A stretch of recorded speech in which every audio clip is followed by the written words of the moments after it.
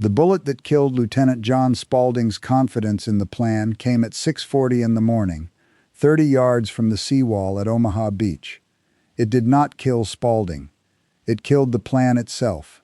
The maps, the timetable, the entire idea that officers would tell sergeants what to do that day. Around him, men from Company E, 16th Infantry, lay pinned against the sand, chewed apart by machine gun fire, pouring down from bluffs the Germans had spent months preparing to defend. By every rule the German army understood, this was the moment the attack died. Kill enough men near the top and the rest freeze. It had worked in Poland. It had worked in France. It had worked against the Soviets on the Dnieper. Then Technical Sergeant Philip Strechik stood up. No one ordered him to.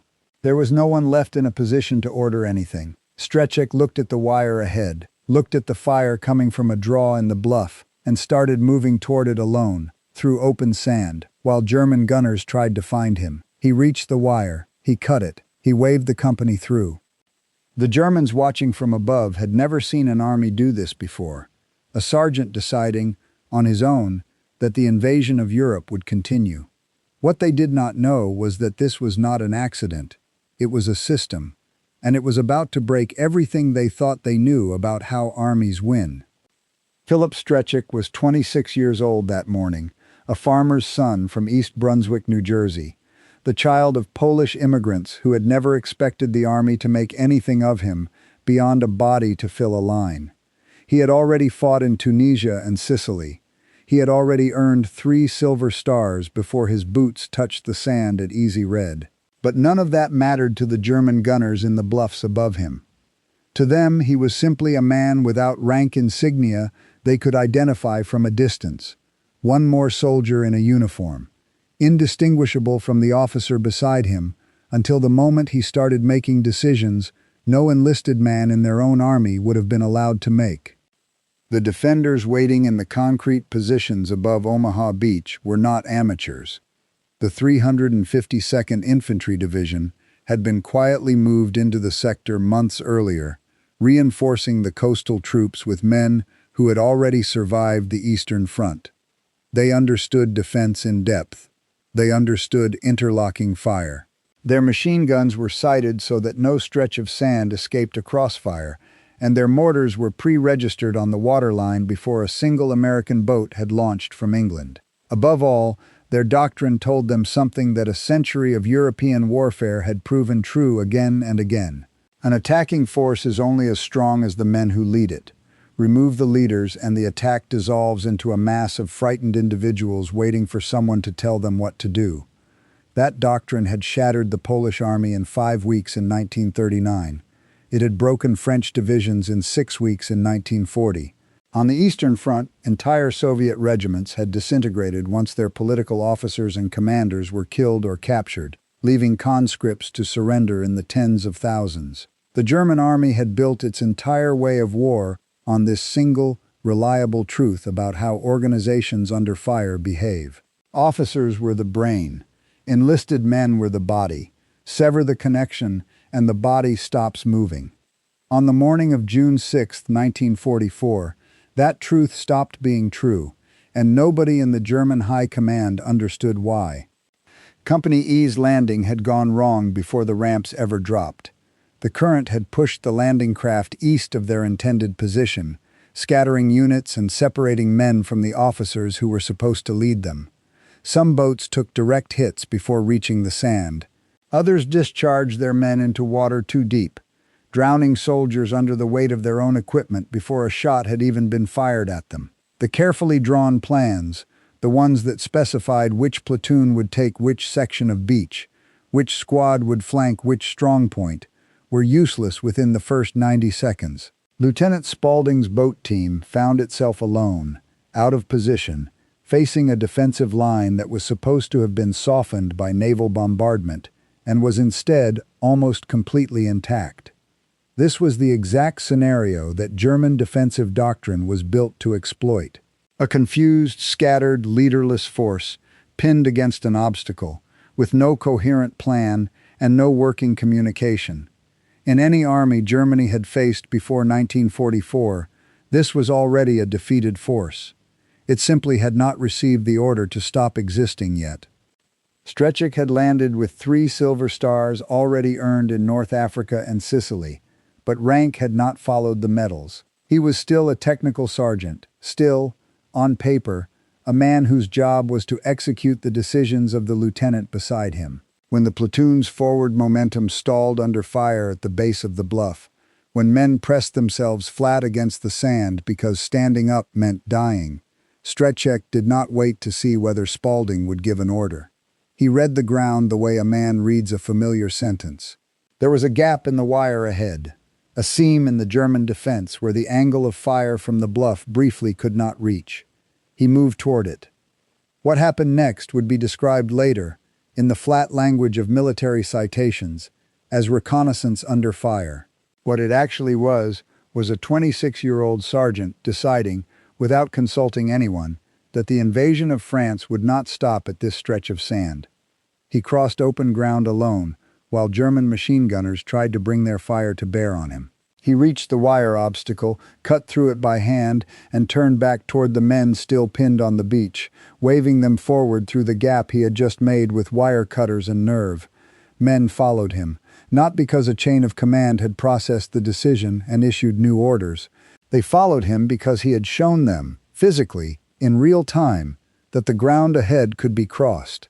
Once through the wire, Strecek kept moving, up into the maze of German trenches and dugouts cut into the bluff, clearing one position after another in fighting so close that rifles and grenades did more work than any radio call for support ever could have. He captured a German officer and 20 enlisted men in that fighting. He personally destroyed a machine gun position that had been killing Americans on the beach below for over an hour. The trench system he moved through had been dug and reinforced over months, with firing steps cut into the earth walls and dugouts deep enough to shelter men through a naval bombardment.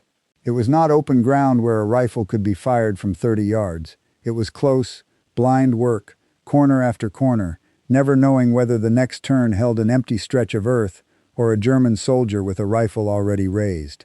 There was no room in that kind of fighting for hesitation, and no time to wonder whether an officer somewhere behind him would have approved of the plan, because there was no plan beyond the one Strecek was making with every step forward. Behind him, other men from Company E, watching a sergeant do the work that Army doctrine assumed only a commissioned officer could authorize, simply followed. Nobody stopped to ask whose idea this was. The idea was working, and on a beach where men were dying in the open, that was the only qualification that mattered. Somewhere in a German command post that morning, an officer was trying to make sense of reports that did not fit any pattern he had been trained to recognize. American units reported as destroyed on the beach were somehow appearing on the bluffs above the defensive line. Officers reported as dead or missing were not, in fact, the ones leading these penetrations. The men doing the leading did not appear on any German intelligence assessment of American command structure because German intelligence had never been trained to look for leadership below the rank of lieutenant. This is the puzzle this story is built around. Not why Philip Strecek was brave, because bravery alone does not explain what happened at Omaha Beach, and it does not explain why the same pattern would repeat itself for the next 11 months across France, Belgium, and Germany.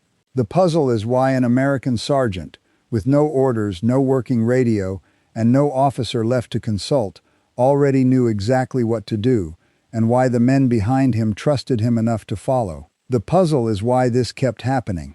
Not once, not as an isolated act of individual heroism, but again and again. In hedgerows the Germans had turned into killing grounds. In the frozen forests of the Ardennes, when an entire German offensive tried to shatter the American line in a single week, and in 100 smaller moments that never made it into any citation. The German army had spent years perfecting the art of removing the head from an enemy formation. In the summer of 1944, they discovered they were fighting an army that did not have just one head.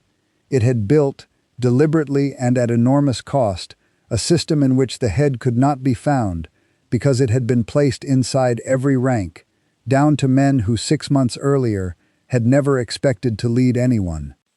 To understand how that system was built, we have to leave the beach, leave the smoke and the wire, and the sound of Stretchick's voice calling men forward, and go back 18 months, to a training ground in Georgia, where the United States Army was quietly conducting an experiment no other army in the world had dared to try.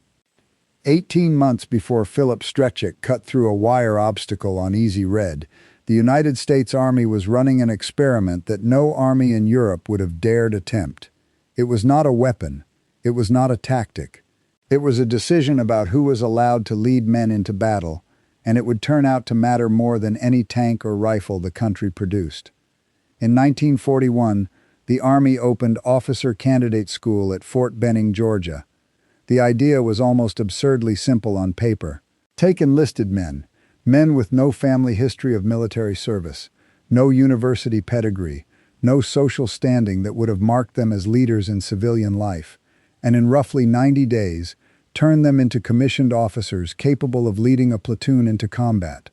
The men who came out the other end were nicknamed, half affectionately and half dismissively, 90-day wonders. 2 out of every 3 candidates made it through the course.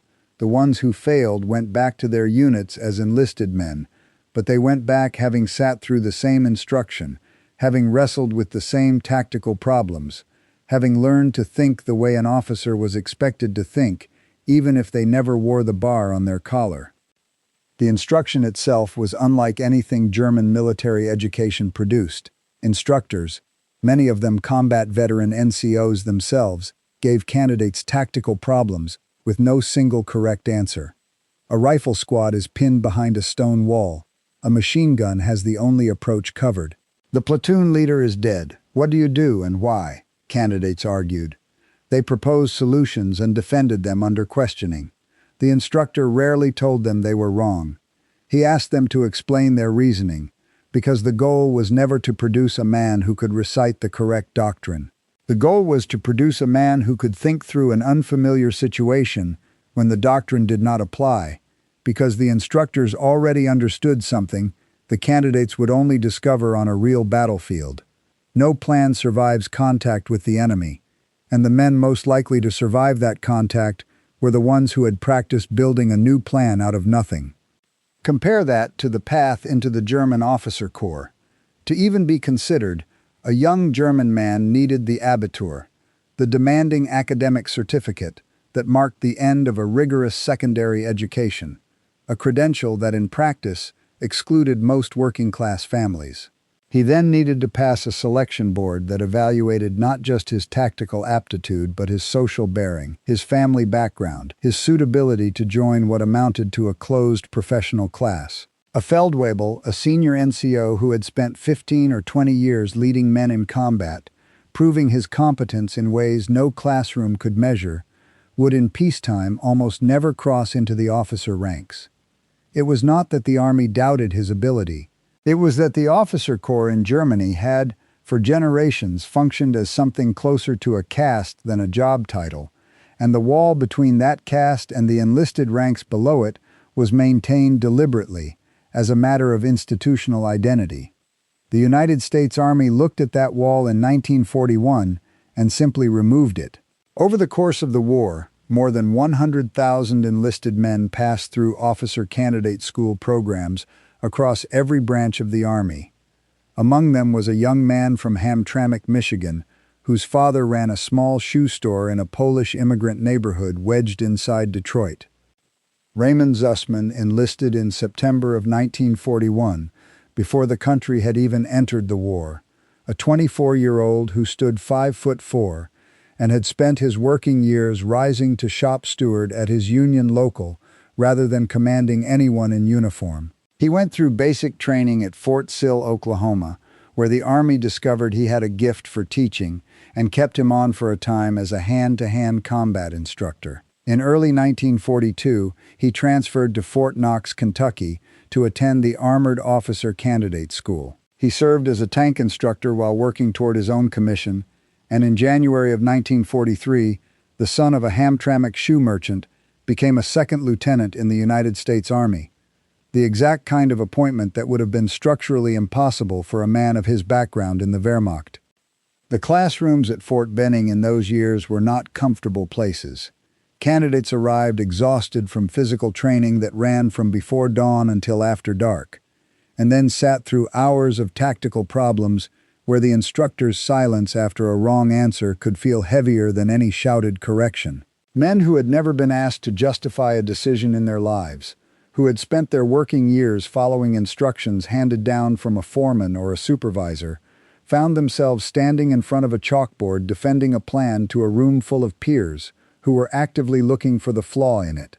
Many candidates described the experience afterward not as difficult in the way physical training was difficult, but as exhausting in a different way entirely, a constant low-grade pressure to think out loud and be wrong in front of others until the fear of being wrong stopped mattering more than the problem itself. That specific kind of discomfort, repeated across 17 weeks and thousands of candidates, was not an accident of the curriculum. It was the curriculum. Zussman is one name among tens of thousands, but his path illustrates the mechanism precisely. The American Army had built a pipeline that could take a man with no military family, no elite education, and no social standing, and give him the authority to make life and death decisions for other men, provided he could demonstrate, under pressure, in a classroom in Georgia or Kentucky, that he could think. This mattered for a reason that went beyond fairness or opportunity. It mattered because of arithmetic.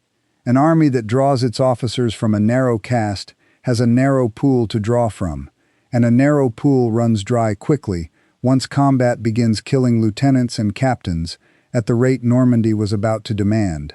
An army that can commission a shoe merchant's son, a corporal from a Detroit auto plant, a farm boy from Nebraska, has an almost bottomless reserve. When the first pool ran dry, the Wehrmacht had no second pool to draw from without breaking its own rules about who was permitted to lead. The Americans had never built those rules in the first place. The effect of this philosophy reached down below the officer ranks entirely, into the structure of the rifle squad itself, in a change that had nothing to do with who could become an officer, and everything to do with what happened when an officer was gone. In 1939, as the Army reorganized its divisions under what was called the triangular structure, the rifle squad was rebuilt from the ground up. Where earlier organization had grouped riflemen into simple sections under a single corporal, the new 12-man squad was divided into three elements, informally called Abel, Baker, and Charlie, each capable of a distinct function. One element scouted ahead, one provided a base of fire, one maneuvered to flank whatever was stopping the advance. A staff sergeant led the squad as a whole, and a second NCO, a sergeant, commanded one of the elements and stood ready to take over the entire squad without a pause if the staff sergeant fell. The German rifle squad, the Gruppe, was built on an entirely different logic. Roughly 9 or 10 men organized tightly around a single MG-34, or later MG-42 machine gun, a weapon so devastating that German tactics treated the rest of the squad almost as its support staff. Riflemen existed to protect the gun, to feed it ammunition, to help it advance. The Gruppenführer, usually an experienced NCO, made the tactical decisions for the entire unit. It was, in its own context, a brutally effective design, and it had helped the Wehrmacht win stunning early victories. But it meant that a German squad had one brain and one weapon system that mattered above all others. Kill the Gruppenführer, and the machine gun kept firing, because the assistant gunner could take over the weapon. But the ability of that squad to do anything creative, to shift position, to solve a new problem, degraded immediately, because the squad had never been organized to produce a second or third source of tactical judgment. An American squad that lost its staff sergeant did not lose its brain. It lost one of several men who had been trained, deliberately and redundantly, to think like a squad leader. This is not a difference that shows up in a weapons inventory or an order of battle chart. It only shows up when you watch what happens in the minutes after a leader dies, and in the summer of 1944, German officers watching exactly that were becoming increasingly unsettled by what they saw. The terrain that exposed this most brutally was not open ground where doctrine and firepower could settle the argument in favor of whoever had more of both. It was the bocage, the ancient hedgerow country south of the invasion beaches, where Norman farmers had spent 1,000 years building earthen walls topped with dense bramble around every field. Each hedgerow was, without any German engineering at all, a ready-made fortification. A Sherman tank trying to climb over one exposed its thin belly armor to any anti-tank gun waiting in the next field. Infantry advancing down the narrow lanes between hedgerows walked into kill zones that a single well-positioned machine gun could hold for hours. German defensive doctrine, built around exactly this kind of small unit strongpoint fighting, thrived in the bocage in a way it never had on open ground. The bocage swallowed sound in strange ways. A machine gun firing from the next field over could seem to come from everywhere and nowhere at once, the report bouncing off the earthen walls until a man could not tell whether the fire was 30 yards away or 300. The air in high summer was thick with the smell of crushed grass, cordite, and the first sweetness of bodies that had been lying in the sun too long, a combination that soldiers who survived it said they could still recall decades later.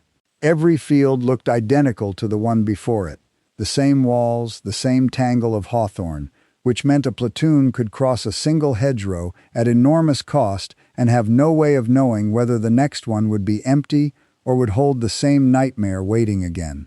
American casualties in the first weeks of hedgerow fighting were severe, and officer casualties in particular were unsustainable. Rifle companies that had landed with a full complement of lieutenants were, within 2 or 3 weeks, frequently down to one, and that one was often a man who had been wearing sergeant's stripes a month earlier. By every assumption German doctrine relied on, this should have been the moment American momentum collapsed into the kind of paralysis that had ended so many campaigns against so many other armies. Instead, a 26-year-old cavalry sergeant named Curtis Coolin, serving with the 102nd Cavalry Reconnaissance Squadron, looked at the problem in a way no field manual had anticipated. The obstacle was the hedgerow itself, and the answer, Coolin decided, was not to go over it or around it, but straight through it. Using scrap steel scavenged from German beach obstacles, he welded a set of sharp, heavy prongs onto the front of a Sherman tank, low to the ground, angled to bite into the earthen wall of a hedgerow and rip a gap straight through it without exposing the tank's belly at all. When the modified tank was demonstrated for General Omar Bradley, it plowed through a hedgerow in seconds, and Bradley, watching the wall of earth and bramble simply disappear, ordered every tank battalion that could be reached to fit the device immediately. Within a week, 3 out of every 5 tanks in the breakout force carried some version of what soldiers started calling the Rhino. No committee approved Coulin's device before it was built. No officer ordered him to solve the hedgerow problem. A sergeant looked at scrap metal from a beach obstacle and a tactical dead end, and built the solution himself. And within days it was standard equipment across an entire theater of war, because the Army's culture, from the newest private to Bradley himself, was oriented around a simple question. Does it work? Not, does it come from someone with the authority to propose it? By the end of July, the American breakout from Normandy, spearheaded in part by tanks fitted with a weapon invented by a sergeant with a welding torch, had shattered the German defensive line in the west. But the deepest test of the American system, the one that would push it to a breaking point no training exercise could simulate, was still 5 months away, waiting in the frozen forests along the German border. On the morning of December 16, 1944, more than 200,000 German soldiers and nearly 1,000 tanks and assault guns attacked along an 80-mile front in the Ardennes, aimed squarely at the thinnest, quietest sector the American army held in all of Europe. It was Hitler's last major gamble in the West, an attempt to split the Allied armies and force a negotiated peace before the war reached German soil. The opening artillery barrage and the armored spearheads that followed did exactly what German planning intended. They obliterated the American chain of command across the entire penetration. Radios went silent. Regimental headquarters were overrun before their staffs understood what was happening. 2 regiments of the inexperienced 106th Infantry Division, which had been in the line for less than a week, were surrounded and forced to surrender. Nearly 7,000 men lost in a single mass capitulation, one of the worst in American military history. The cold that December was its own kind of enemy. Temperatures well below freezing, snow already deep in the forest tracks, men fighting in summer weight uniforms because winter equipment had not yet caught up to the front. Frostbite would claim thousands of American casualties before the battle ended, sometimes as many in a single division as combat wounds. Into that cold came a barrage that many survivors described as unlike anything they had experienced, the ground itself seeming to lift and shudder, trees exploding into showers of splinters that killed men who thought they were safely dug in beneath them. Runners sent to find battalion headquarters returned, if they returned at all, having found nothing but craters and abandoned equipment where a command post had stood an hour earlier. By every principle German commanders had studied and trusted, this was the moment the American defense in this sector should have ceased to exist as an organized force. There was no headquarters left to issue orders. There were no intact regiments left to receive them. Thousands of American soldiers were scattered through the forest in the freezing dark, in groups of 5 and 10 and 20, without officers, without communication, without any picture of how far the German advance had already gone. Near the twin villages of Krinkelt and Rocherath, a technical sergeant named Vernon McGarity, serving with Company L of the 393rd Infantry Regiment, 99th Infantry Division, had been wounded by artillery fire in the opening barrage on the 16th. He made his way back to an aid station, was treated, and then, rather than accept evacuation to safety, walked back to his squad. Through the night and into the following morning, wounded, without waiting for instructions from anyone above him, McGarity organized his men, moved through heavy fire to bring back wounded soldiers who could not move themselves, and redistributed ammunition from men who had it to men who had run out. When German tanks and infantry attacked in force the next morning, McGarity ran to an exposed position, raised a rocket launcher, and put a round into the lead tank, stopping it in the road and breaking the momentum of the assault behind it. His squad's fire drove back the German infantry that followed, and 3 more tanks pulled away rather than push past their crippled lead vehicle. McGarity and his men held their position until every round of ammunition was gone, and only then, out of options, did they surrender. He would receive the Medal of Honor for that action more than a year later. A few miles away, at the division command post in the village of Würzfeld, Lieutenant Colonel Matthew Conop found himself facing a version of the same nightmare from the opposite direction. The command post's normal security detail had been reassigned to carry stretchers for the wounded flooding back from the front, leaving the headquarters of an entire division essentially undefended as a German armored column approached. Conop did not have an infantry company to throw into the gap. What he had were cooks, clerks, drivers, and military police, men whose jobs the day before had nothing to do with direct combat. He organized them anyway, placed them where they could do the most good, and coordinated with a nearby battery of howitzers and a handful of tank destroyers to meet the German column as it came. The scratch force held. The German attack, expecting an undefended headquarters, found instead an improvised defense that blunted the advance long enough for the line to stabilize. Multiply McGarity's stand and Conop's improvised defense by dozens of similar episodes across the Ardennes that December, most of them never written up in any citation, most of them involving men whose names appear nowhere except a company roster, and a pattern becomes impossible to ignore. The American units caught in the opening German assault did not require a surviving officer to keep functioning. They required only a soldier, of whatever rank, who had absorbed the same lesson taught in every officer candidate school classroom and every 12-man squad since 1939. When the plan collapses, you do not wait for permission to build a new one. You look at what is in front of you, You look at who is standing next to you, and you decide. Along the northern shoulder of the German penetration, this pattern of decentralized, improvised resistance, replicated squad by squad and crossroads by crossroads, added up to something the German offensive had not accounted for. The advance that was supposed to reach the Meuse River within 48 hours never got close.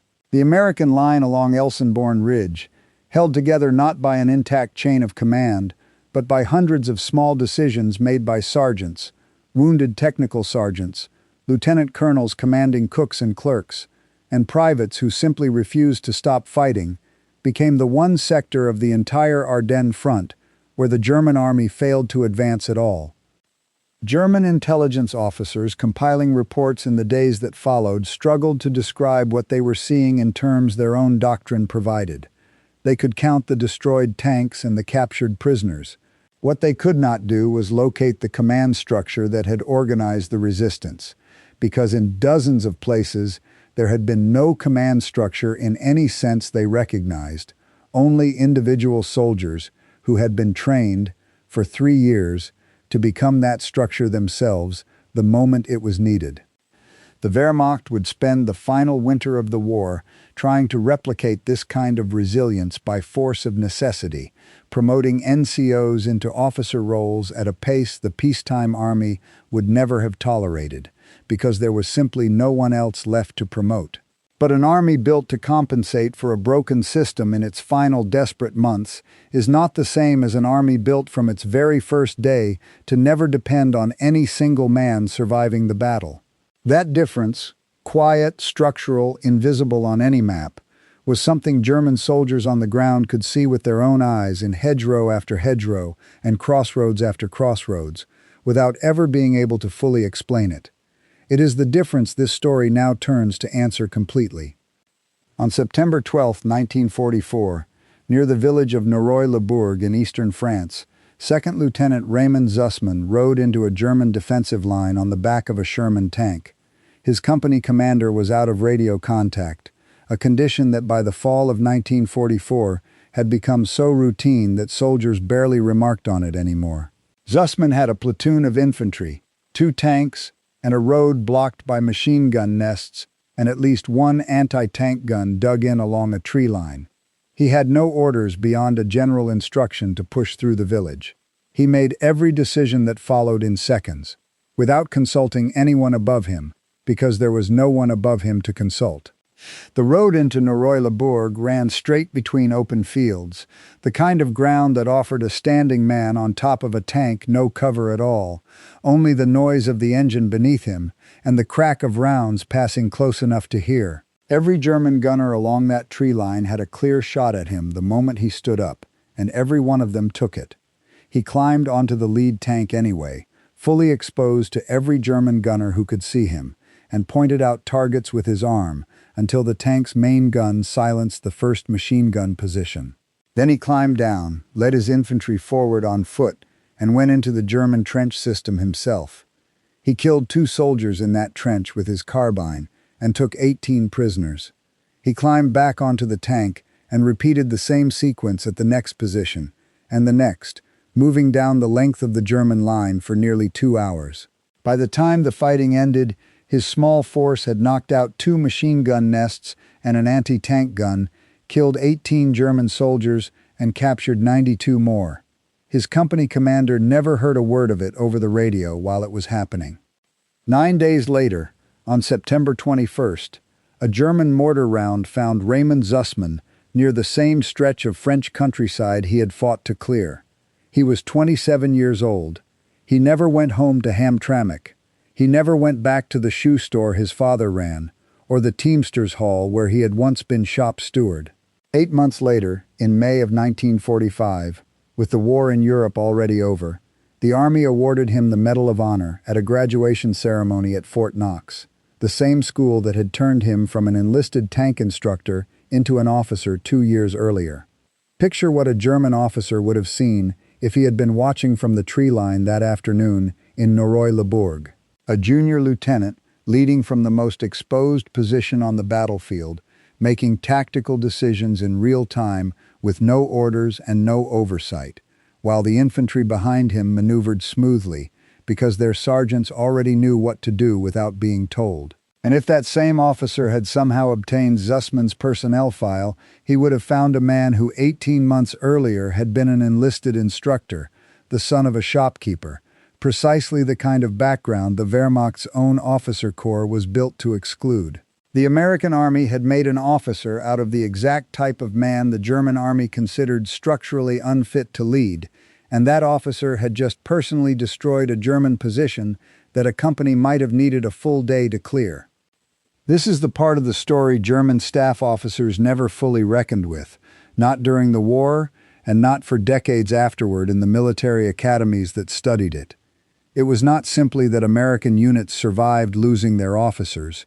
It was that the United States Army had built an entire pipeline, from Fort Benning classrooms to 12-man rifle squads to sergeants with welding torches, whose entire purpose was to make sure that no single death, however senior, however capable the man, could take more out of the unit than the unit could absorb.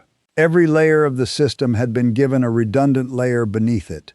The Germans built an army around a caste of men trained to decide.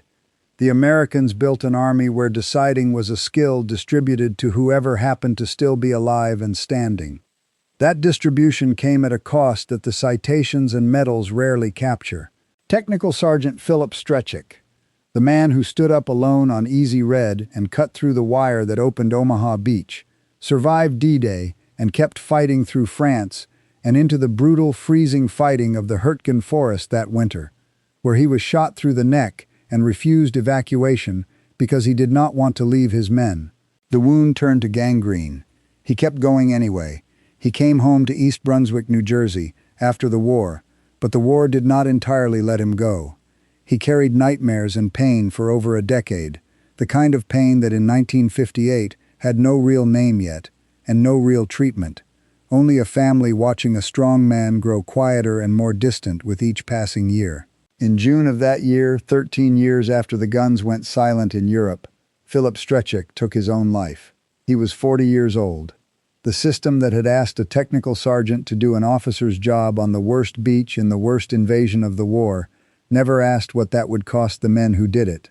And for Strechik, the answer came slowly, quietly, long after anyone was still counting. This is worth saying plainly, because a story like this one can slide too easily into simple celebration, and these men deserve better than that. The American system did not make its soldiers fearless or unbreakable. It did not spare Raymond Zussman a mortar round 9 days after his greatest day of combat, and it did not spare Philip Strechik from the weight he carried home from Omaha Beach and the Hurtgen Forest. What the system did was refuse to let any single death, no matter how devastating, stop the larger effort. The men still paid the price. The unit simply did not die with them. German military analysts who studied the Western Front after the war kept returning to the same uncomfortable conclusion. The American approach violated nearly every principle their own tradition held sacred. It handed real tactical authority to men with no university education, no family pedigree, sometimes less than 2 years in uniform. It assumed that leadership could be taught to almost anyone, rather than recognized in a select few. By the standards of a military culture built on the idea that command was a calling reserved for a trained and vetted class, it should not have worked. It worked because the Germans were solving the wrong problem. They had spent a century perfecting the art of identifying and protecting their most capable men, of building a system that made the most of a small number of highly trained officers. The Americans had built a system that assumed those men would die, on the first day if necessary, and prepared every soldier beneath them to keep functioning anyway. One philosophy optimized for peacetime efficiency and produced brilliant results as long as the officer corps stayed intact. The other optimized for the actual condition of a modern battlefield, where officers are the first men the enemy tries to kill, and it kept producing results even after the shooting started going badly. By the final winter of the war, The Wehrmacht was trying to copy what it could not fully understand, promoting NCOs into officer roles out of raw necessity, doing in defeat what the Americans had done by design from their very first day of training in 1941. It was too late, and it was not the same thing. An army forced to improvise a redundant chain of command in its dying months is not the same as an army built from the ground up to never depend on any one man surviving contact with the enemy. The German soldiers who watched American platoons reorganize themselves in the space of half a minute, who watched sergeants take over trenches and lieutenants get made out of shoe merchants' sons, were not wrong to be puzzled. They were looking at a machine that had been built, deliberately, to keep moving no matter how many of its parts were destroyed, and no order from Berlin was ever going to help them build one of their own, because copying it would have meant tearing down the oldest wall in their own military tradition, the wall between the men who were allowed to decide and the men who were only allowed to obey. The Americans had already torn that wall down, in a clapboard barracks in Georgia, in a welding shop behind the lines in Normandy, in a farmhouse command post held by cooks and clerks in the Ardennes.